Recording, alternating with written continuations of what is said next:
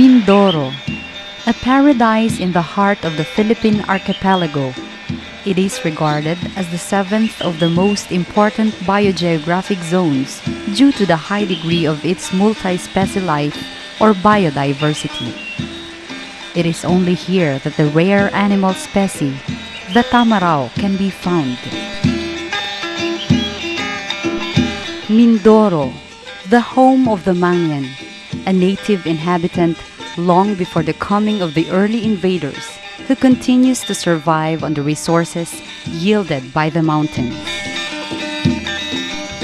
Throughout the country, Mindoro ranks fourth among the provinces that distribute food products to other provinces. Its annual gross income from agricultural products is 12 billion pesos.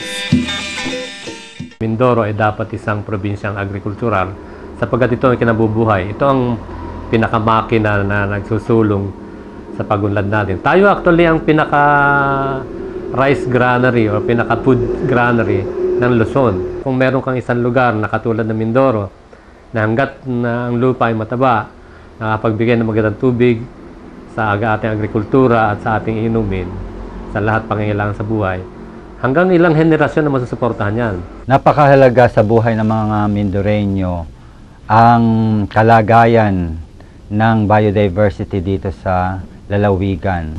Kung anong kalagayan ito ay sasalamin sa pagpapahalaga ng mga Mindoreño, kung sila'y marunong magpahalaga sa pinagkaloob na kalikasan ng may kapal. Ako'y naniniwala na ang sustainable development ay matatamo lang natin kung ang biodiversity conservation ay bibigyan natin ng pangunahing importansya. I-consider natin na yung Mindoro, being an island province, lagi kong inuulit, has a fragile ecosystem. So, kailangan we should protect this fragile ecosystem at any cost. Kung may mga development, it should development should be done by seeing the environment. So, yun naman yung konsepto natin sa sustainable development. Like many provinces in the Philippines, however, Mindoro is now confronted by the dangers of destruction of its natural wealth due to the ruinous ways of development. Aside from illegal logging, which brought havoc to the province in the 1993 floods, it also has to reckon with the dangerous threat of mining projects, which the government has been perceived to favor. On March 14, 1997, the Mines and Geosciences Bureau of the Department of Environment and Natural Resources, or DENR, granted a permit to the Mindex Resources Development Incorporated to explore a vast land area of 9,720 hectares in the mountainous town of Victoria, Oriental Mindoro, together with a big part of Sablayan in the adjacent province of Occidental Mindoro. In the year 2000, the Crew Development Corporation bought 97.7% shares of Mindex. Simultaneously, the Mineral Production Sharing Agreement, or MPSA, was given approval for 2,290 hectares of the Glubang Mining Corporation, which is a subsidiary of Crew. Nung nakaraang hearing nga, ako'y pumunta sa House of Representatives at ako'y nakinig at ako'y nagulat at namangha at hindi makapaniwala dun sa nabanggit ni Mr. Ramos na siya yung head ng MGB na kaya daw sila ay nag-issue ng ganong permiso o nung MPSA ay dahil sa ang taga Mindoro ay walang strong opposition. At yun naman ay kabaliktaran sapagkat tayo ay ipinakita natin na tayo nagkakaisa na ayaw natin ang mina dito sa Oriental Mindoro.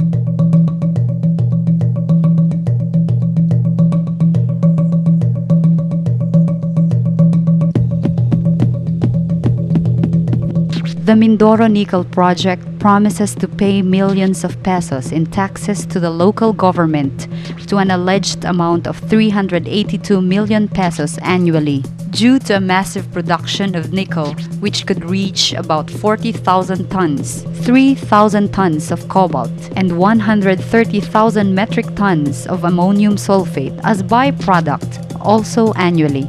It was also alleged that it could meet the problem of unemployment among many Mindoreños, as 2,500 jobs could be given while mining plants are being set up, and 1,000 more laborers would be needed when the project starts operating. It is estimated that about 13.7 billion pesos annually will stand as income for Mindoro from the proposed mining alone, which will become a key to progress. But the question arises, whose progress is on target? Actually, lahat naman ng miners, ay mayroon ng mga tinatawag na nga miner's life, Parang yan ay naliligaw eh. Pag naliligaw, alangan naman sasabihin mo yung negative mo. Alangan naman ang ipapakita mo yung negative mo. Siyempre, sasabihin mo yung magagandang bagay, These are mere deceptions. Huwag tayo pa-deceive, Kailangan nating isipin na meron tayong dapat munang ating proteksyonan ng ating environment, Sapagkat iniisip natin na totoo nga't merong economic benefit na madiderive sa mining operation, pero ito ay hindi kayang i-outweigh yung destruction ng ating environment, ng ating forest.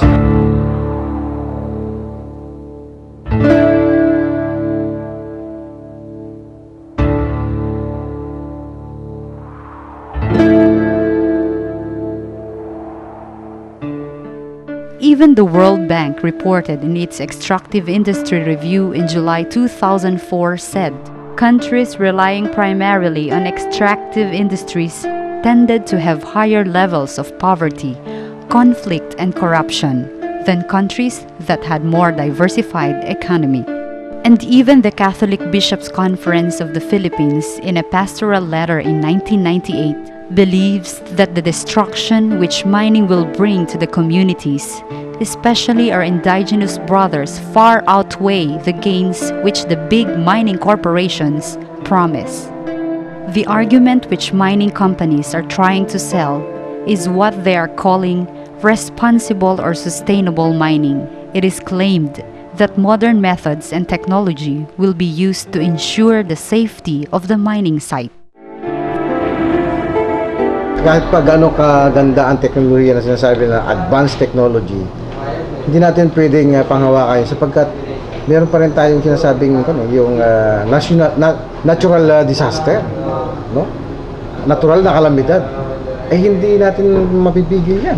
Unang-una, ang Mindoro ay within the yung mine site mismo within the fault line. Within the fault line. Pangalawa, yun ay nasa watershed din, within the watershed area. Ang stand ko naman talaga is being an environmentalist, Anything that will destroy the beauty of my beloved province, I'm against that. Dito naman ngayon nasa tourism ako, nakita ko ngayon yung danger na kasi hindi ba nakalagay siya sa isang watershed. Iaano mo yung lupa doon, kakalkalin mo yun ng how many feet. Sabihin ng yun daw hindi naman daw at ipabalik daw din. How can you do that? Paano kakalin isang ang topsoil ng ganun pagkatapos ibabalik mo without causing much destruction? Sabi nga daw ay babalik daw sila. Ay ngayon napakasunduan po namin na pakakaisa namin sa lugar sa pamayanan ng Siluyan na bakit babalik pa yung sinasabing mining.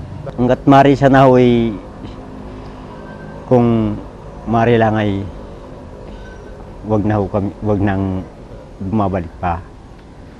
Dahil kahit ganitong buhay namin, sila na rin kami sa mahirap. Kahit kami walang pera, basta hindi nawawala yung aming lupaing inuno, malaya po kaming kalooban, mapayapa po kami. At saka bukod pa sa ron, nawawala na yung aming kultura, yung tulad naming sagradong lugar, yung malibingan, yung aming kalikasan, lahat ng karyariyan nawawala na sa aming lugar. Ang mining site ay isang corridor na matatawag na nagkakabit pamula sa Mount Halcon papuntang Mount Bako, Iglit, doon ay nandun pa ilang bundok na kung mawawala yan, at ang isa pa, ang lugar na yan, ay dyan ang gagaling ang tubig na dumadaloy papunta sa Oriental at marami diyan papuntang Oriental Mindoro ang tubig. At alam naman natin kung wala naghahawak na mga pananim sa mga ilog na yan, sa tubig na yan, ay sa atin raragasa ang marami na. Ang nangyari noong 1994. Ang tinututulan ko lamang sa ngayon ay yung irresponsableng pagmimina at maari na dito sa Pilipinas, ito ang uri ng pagmimina na makikita natin. Sapagkat yung mga responsible mining ay makikita lamang sa mga bansa na matatawag natin na first world countries. Sa pagmimina, ang ating mga kabundukan, ito ay huhukayin. Ito ay kaladkarin. At maari na kung magkaroon na naman tayo ng bagyo, yung volume ng tubig na manggagaling sa bundok, maari na ito ay magiging doble o triple na. Maari na kung noon may iilan tayong namatay na mga tao at mga hayop, magiging marami. Maari na kung noon ay ilang ektaryang mga palasdaan at mga palayan ang nasira, ngayon ito ay magiging doble. The Werner Metals, an international engineering firm that undertook a pre-feasibility study of mining, reported a number of threatening dangers such as flooding due to loosening of the soil, deforestation, destruction of agricultural lands and fishing grounds, environmental pollution, and disappearance of multi-species life or biodiversity. Even the neighboring provinces will suffer from the anticipated mining dangers due to the disposal of 4 million tons of mine waste annually into the Tablas Strait and the Pinamalayan Sea to the side of the Marinduque and Romblon. The Crew Development Corporation stated that the disposal of mine waste into the sea or submarine tailings disposal or STD is safe and will not be harmful to the environment. It is even allowed in Canada, they claimed, which backfired because STD is banned in reality. It is not safe as proven by the pollution that ensued in Lihir and Misima mine in Papua New Guinea and in the Buyat Bay in Indonesia. According to DENR Secretary Gerson Alvarez, when he cancelled the MPSA of mining in July 2001, no amount of mitigating measures can take away the risks faced by these areas. Kabayang Nole de Castro, on the other hand, a native son of Pola, Oriental Mindoro, and Vice President of the Republic, gave a promise when he was still a senator on March 15, 2002. While I have a political power to oppose mining in Mindoro, my birthplace, we will not allow anyone to dictate to us.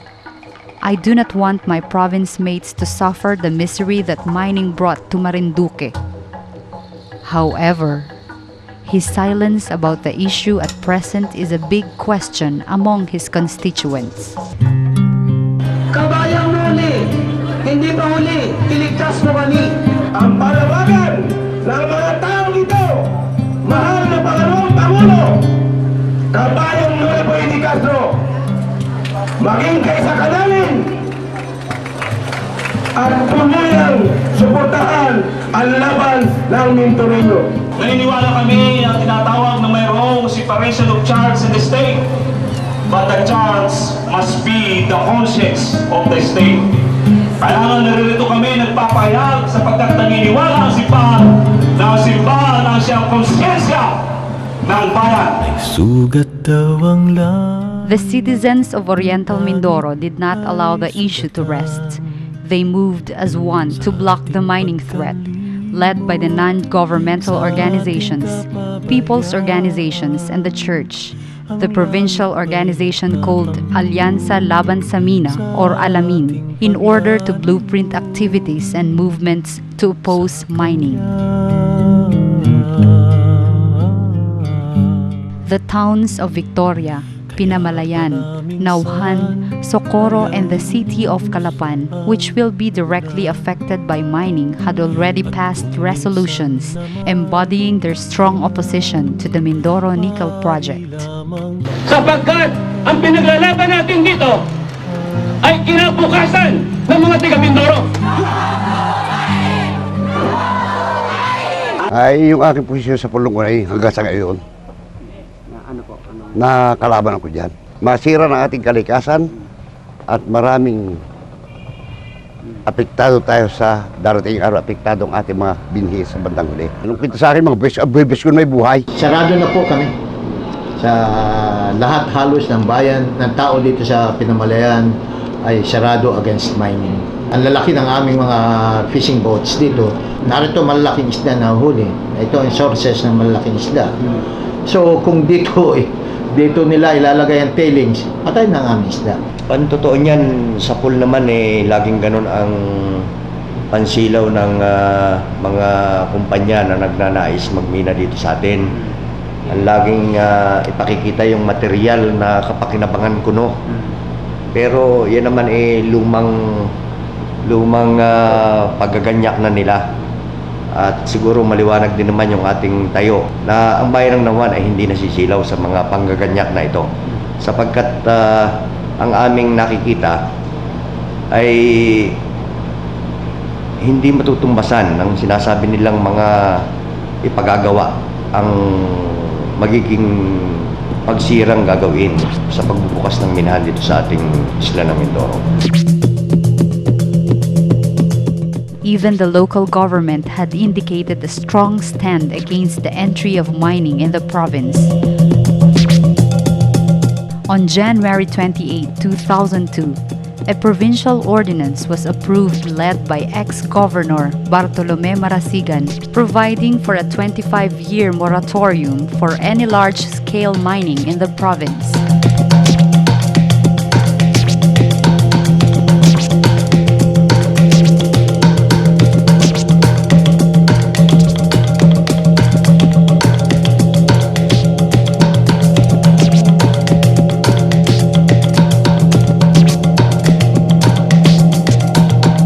Well, sa Oriental Mindoro, ang ating na-identify na trust natin ay yung agricultural production, unang-una. Kung gusto natin makapag-supply tayo ng bigas, ng prutas, ng gulay, at iba pang agricultural products, including yung marine, yung fisheries, sa ibang lugar. Kasi nandun ang ating tinatawag na comparative advantage. Naniniwala ako na uunlad ang buhay ng mga taga-Calapan at taga-Oriental Mindoro sa ganyang linya ng kaunlaran. At hindi naman dapat na atin lamang ipin sa mining ang kinabukasan natin.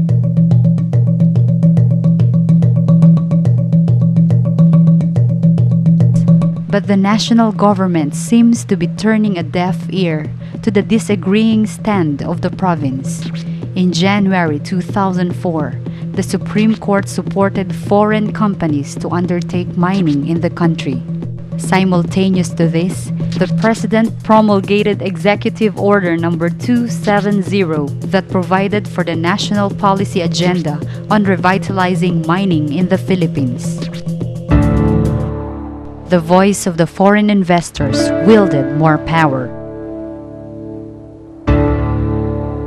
So kung napakatindi ng social opposition sa isang project, hindi naman dapat siguro i-railroad ng national government ang pag-aproba sa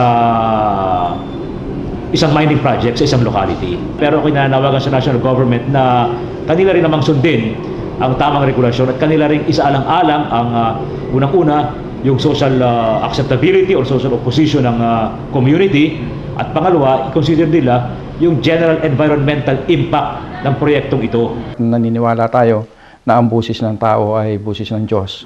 At naniniwala ako na pag talagang ayaw ng mga mamamayan dito sa atin, ay talagang hindi naman itutuluyan ng pamahalang nasyonal sapagkat alam nila na kung sakaling itutuloy nila ang isang bagay na inaayawan ng mga mamamayan, ito ay pwedeng pagsimula ng social unrest at makapagdulot ng mas malalong malaking problema. Actually, hindi ko nga ma-reconcile yung sinasabi ng Presidente, no? Although I'm also a Lakas member. Sinasabi niya ay total ban. Pero she is for mining, hindi ko ma-reconcile. Dahil before you can operate a mining dito sa isang lalawigan, sa isang lugar, ay kailangan mo munang mag-cut ng trees. In fact, kailangan mo talagang hugutin at tanggalin, no? So, how can you reconcile a total lagban sa allowing mining operation? So, parang mali po yata yung ganong mga pananaw. Ang gusto namin nga sana, kung kung sana may matulong sa amin, kailangan wag muna yung magmina. Baka sakali yung mga apo namin, baka wala ng taniman. Yung isang katakutan namin, baka yung lason pa. Ang gusto namin kami sa lugar, hindi pwede magmina sa amin lugar. Hindi naman sa kanyang lugar ay. Magaling siya may lugar. Kami kung mina na sa amin ang lugar, wala na kaming takbuhan.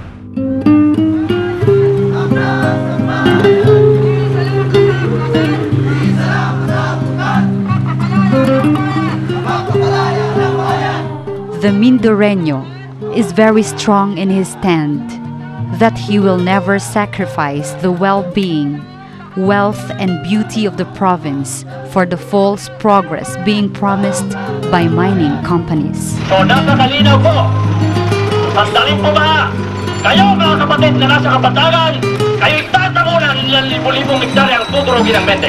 Sila ay dayuhan at tayo ang nasa sariling bayan. Nasa sarili tayo at dapat nating ipaglaban ang ating sariling bayan. Naniniwala ako na kahit malaki o dambuhala yung minahan na yan, sa ating tulong-tulong at pagkakaisa ay tayo ay mananaig upang ipagtanggol ang ating kalikasan. Ang bundok para sa amin ay yan ang aming buhay. Yan ang aming pinagkukunan ng aming hanap buhay. Yan ang aming ginagalang at minamahal sapagkat diyan kami nakikinabang at diyan namin kumukuha ng mga inuming tubig, diyan namin mga kinukuha yung mga bagay na pakinabangan ng bawat isa. Mapapariwara yung kalagayan ng mga katutubo yun pagka nagkaroon ng pagmimina sa lugar na iyon. Dahil una-una sila ay malilipat sa iba pang mga lugar kung saan mapunta. Ang mga namumuno ng ating gobyerno, sila ay come and go. Pagkaraan ng ilang taon, mawawalan na sila sa pwesto. Subalit tayo ay mananatili dito sa ating lalawigan sapagkat nakasalalay sa ating mga kamay ang kapakanan, hindi lamang ng mga mamamayan sa ngayon, hindi lamang ang ating kapakanan sa ngayon, subalit lalo-lalo na ang kapakanan ng ating mga anak at ng mga anak ng ating mga anak. Ay, ang totoo na po di sa lupa, ay iyan na po yung buhay namin, gaya naming mahihirap. Sapagkat kami hindi marunong mag-opisina, wala kaming trabaho para sa gobyerno na kami sasahod ng sweldo kung hindi kami magtitiyaga doon sa lupa. Mga minana namin ay sana'y aming mapangalagaan hanggang sa huling panahon at huling salinlahi. Yan yung kahalagahan. Ako po'y hindi naniniwala na kaya pag ang tao ay may kaunti ng kwarta magaling na. Dahil nang may wala na rin kung sana yan ay isa lang tao may pwedeng gumamit ng kwarta ay basta may lahat ay pwedeng gumamit kaya maski na madami-daming kwarta ubos din. Kaya mahalaga sa akin yung lupa. Dapat siguro talagang ipaunawa nila sa atin sa kanila na ang issue rito sa sistemang ito ay hindi pera, no? Hindi ika nga sapagkat ang issue rito ay ang buhay, kabuhayan at kinabukasan ng mga susunod na henerasyon. Kung tayong nabubuhay ngayon ay maswerte tayo at napapakinabangan natin yung mga dalisay na simoy ng hangin, no? Yung mga ika nga maganda pang agos ng tubig dito sa ating mga ilog. Ngayon kung ito ay masisira at makukontamina ay yang talagang ika nga ay paano na lang yung mga susunod na henerasyon. Magandang araw po sa inyong lahat. Kami mga bata ay nakikiusap sa inyo. Gusto po namin lumaki sa isang magandang paligid.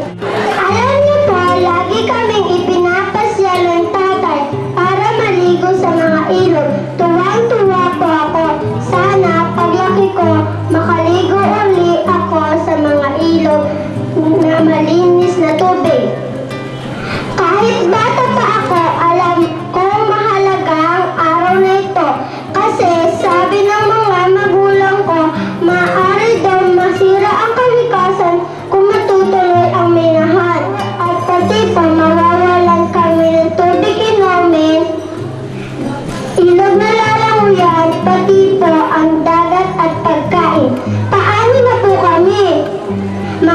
magulang, sa mga narito, salamat po sa inyo.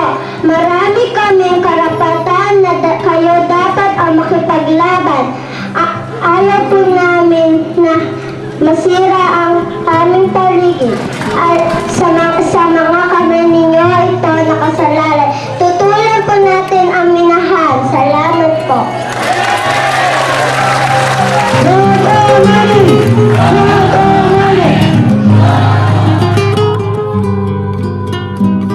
May sugat daw ang langit, langit ay sugatan. Sa ating pagkalimot, sa ating kapabayaan, ang langit ba'y nagtatampo sa ating paglalayo sa Kanya.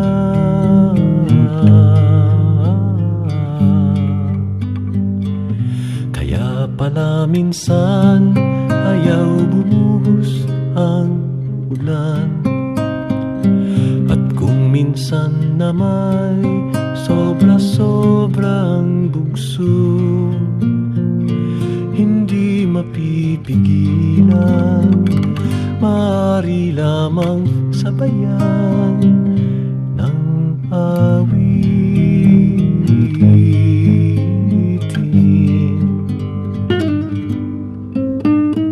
Yung mamamayan magkaisa, tutulan ng pagmimina, ibasura, Index Mining at Mining Act 2095.